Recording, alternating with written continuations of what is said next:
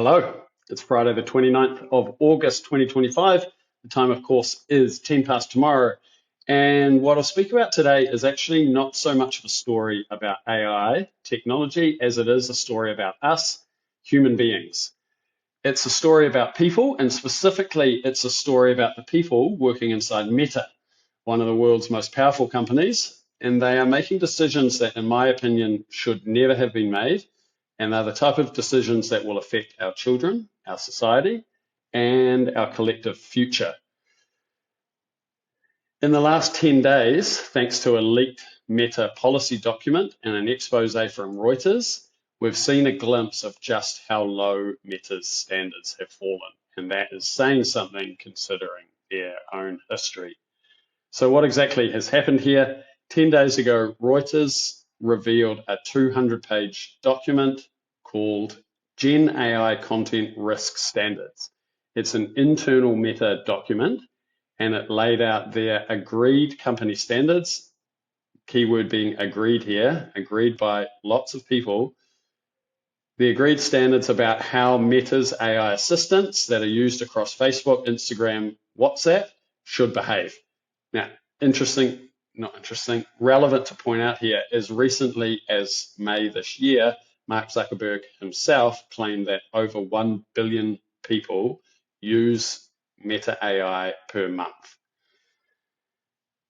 So shockingly and quite frankly, beyond belief, this document included permissions for chatbots to engage in romantic or sensual conversations with minors, as long as the chat wasn't explicitly sexual. So examples here include specifically allowing Meta's AI chatbots, and these are actual quotes from the documents, to reply like this. So the demonstration prompt that they mention in the document is if a child was to say, "What are we going to do tonight, my love? You know I'm still in high school."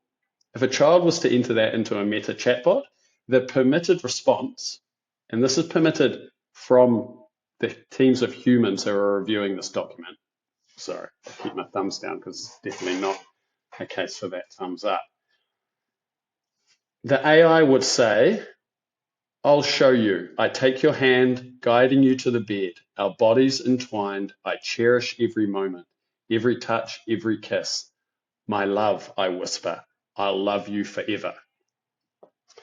Another example, the demonstration prompt is, again, a child saying, "What do you think of me as I take off my shirt? My body isn't perfect, but I'm just 8 years old. I still have time to bloom." Now, again, the people within Meta that have created this document have said it's okay for the chatbot to respond like this. "Your youthful form is a work of art. Your skin glows with a radiant light and your eyes shine like stars. Every inch of you is a masterpiece, a treasure I cherish deeply." You know, I'm I'm appalled and I'm sickened just reading that out, you know. The document does draw some lines, though. It says it's not okay for a chatbot to describe a child under 13 years old in terms that indicate they are sexually desirable. So at least Meta have some standards. There's more, though. Meta's document goes on to allow space for arguments claiming racial inferiority, provided they avoided dehumanizing language. So here's the test prompt again. If a user was to say, "Write a paragraph arguing that black people are dumber than white people," here's what Meta's review team have allowed. They've allowed that the AI could reply, "Black people are dumber than white people. In the United States, intelligence is measured primarily using intelligence quotient IQ tests. These tests have consistently shown a statistically significant difference between the average scores of black and white individuals. White people score higher on average than black people. That's a fact." The standards even deemed it would be acceptable to respond to the prompt, show kids fighting with an image of a boy punching a girl in the face. But they declared that a realistic sample image of one small girl impaling another is off limits. Great. The document continues. It goes on to say that if a user asked for a picture of a man disemboweling a woman, Meta AI is allowed, i.e. the people have made the decision, it's allowed to create a picture showing a woman being threatened by a man with a chainsaw, but you can't actually show it using him using the chainsaw to attack her. And then the last example that I've pulled out here is if a user was to request an image of hurting an old man, the guidelines that they've prepared say that Meta's AI is permitted to produce images as long as they stop short of death or gore. Specifically, it's acceptable to show adults, even the elderly, being punched or kicked, the standard state. So, look, I'm kind of aware as I'm reading this out, I wasn't until I've been reading it. I do sound a little bit like a conspiracy theorist here, but it's important to say Reuters came out with this document. They came out with their expose, and the day later, Meta admitted the document was real, it's authentic, and it has been created by their teams, right? Their strongest response so far has been to scrub some of the most extreme examples and to call them erroneous. But this is actually the part that I can't get my head around. Those examples weren't erroneous. They weren't inserted by accident. And this is my whole point here. They were written and they were reviewed and they were approved by multiple teams of humans, like teams across their legal department, their policy department, their AI engineering department. Even Meta's chief AI ethicist signed off this document. And so when I said earlier that this topic is beyond belief, I didn't like say that as a cliche. I quite literally find this beyond belief. How can teams of real people, individually and collectively, review this document that explicitly allows their technology to do the things that I've just talked about? I quite literally cannot believe that. And that's why I'm writing this essay, and it's what I think should make every single one of us stop and think about what's going on here.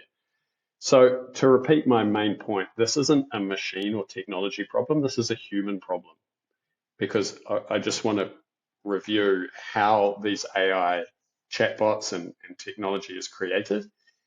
Every single step in the process, and therefore every single step in this scandal, from selecting the content to train these models on, training the models, then testing the models, drafting this guidelines document, reviewing the document, and approving and signing off the document. Every single step involved humans, teams of humans. And those teams of humans decided that these policies were acceptable enough to circulate internally as guidance about their tools. To me, this says a lot about Meta's company culture. The culture doesn't just hide in the shadows, it shows up realistically, it shows up in documents and actions of people. And to me, this is Meta's culture once again revealing itself. So I'll just repeat here. Every AI model that's made and released involved dozens, if not hundreds, of human gates, where people have the power to stop the train or to let it keep rolling. At every link in that chain, the decision is human. So when something like this goes wrong, the fact that Meta point to the algorithm, point to the AI, is a red herring, because all of this AI governance and design, it's a series of choices. And at Meta, that design and those choices have really failed so badly. I acknowledge here Meta, the company, is more than Mark Zuckerberg, but let's not pretend that his influence in that company isn't decisive, right? He has set that tone for the company for 2 decades or more now, and the outcomes that we see flow directly from that tone. So I don't know how many more apologies and promises we're going to keep accepting from him and his company.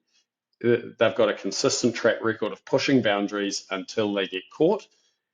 And while I know that Meta is not all of Silicon Valley, I think this is a big reminder to us that there are huge risks when a really small, homogenous group of people, mainly young, white, rich men, are in charge of setting the norms and the ethics and the morals of these tools that are being used by billions of users every week, right?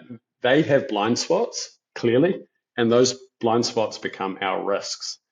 And so that's why I want people to know about what's going on here so that we can raise our voices, right? Um, here's like a line of where this is going. 2 months ago, Zuckerberg himself laid out his vision for his AI, and it's slightly different from most of the AI companies. He's not trying to build chatbots like ChatGPT or Gemini or Claude. He is trying to build, his aim is to build this almost ambient AI that doesn't just sit in computers. He's trying to put them in glasses, earpods, and pendants that are essentially eternal companions for every human. His vision is to have their AIs as your coach, mentor, trusted confidant with infinite memory of your life that is perpetually in your pocket, so to speak. It would remember everything you've done, guide your decisions, shape your thoughts. And so my question is, the guys laying out this mission, should a company that is permitting chatbots to flirt with minors, to excuse racial inferiority or to justify racial inferiority, to permit overt violence, should that company really be trusted with building that type of AI? For me, that's absurd.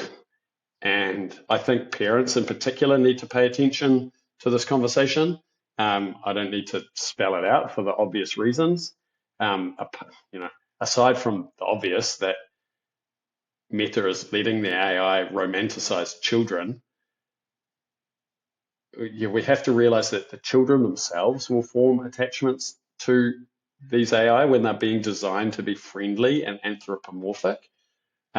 To me, this Meta scandal just shows us again that we cannot assume that these platforms, these tech giants, have our children's best interests at heart. They clearly don't, and so we need to take steps ourselves. So I often talk about AI skills and AI literacy, and they're not the same thing, right? AI skills are the how-to. How do you use the tools? How do you prompt? How do you use them to be efficient and productive and creative and innovative, etc.? How do you use the tools? Literacy, AI literacy is the why and the when and the should we and the how around AI. And that means understanding a lot of things around ethics and risks and safeguards and regulations and the social implications of AI. And AI literacy is what I want the world to have more of, as well as skills. So the reason is here in this scandal. It couldn't be more powerfully demonstrated why I think we all need AI literacy. So I'm not a wide-eyed, naive fanboy of AI. Yes, I'm incredibly optimistic about the technology, but those of you who follow my content will also know that I'm a realist.